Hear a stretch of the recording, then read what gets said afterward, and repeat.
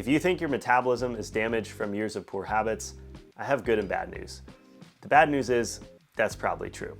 The good news is you can actually undo it. And in this video, I'm going to show you exactly how you can undo whatever damage you've done to your metabolism. First things first, your metabolism responds to signals, not history. So just because you've been living your life a certain way for 5 years, 10 years, 20 years, doesn't matter. You can start to undo that literally today. Now, the things that you want to focus on is number one, incorporating more strength training, because as you do that, you're going to put on more muscle mass in your body. As you have more muscle mass, your body takes more calories just to be able to maintain that, meaning you can eat more food and still be losing body fat. The second thing is your nutrition.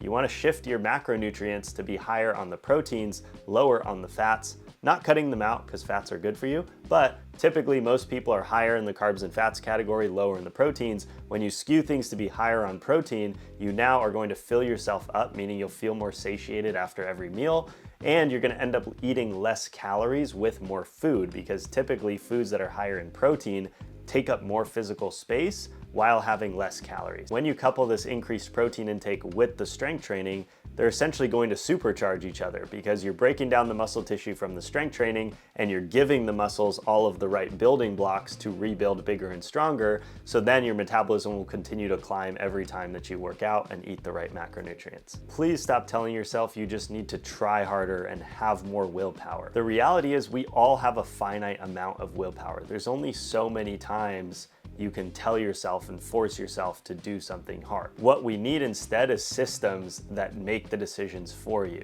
Let me give you an example to explain this. So let's say that I'm going on a trip and I land really late at night and I'm starving because I didn't eat much on the flight. My first instinct is to go to whatever is available and open and probably get like a burger, right? Or something like that.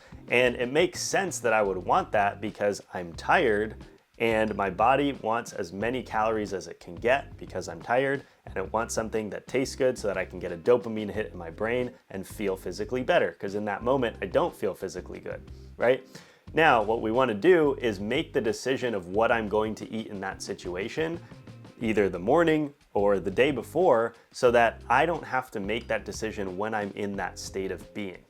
That's an example of a system. If you have a consistent cadence of making a decision before you're actually in the situation that you're gonna have to carry out that decision, you can then make better, more informed decisions. If you want the full in-depth systems building guide that we use with our clients, comment the word systems down below and I'll send it over to you.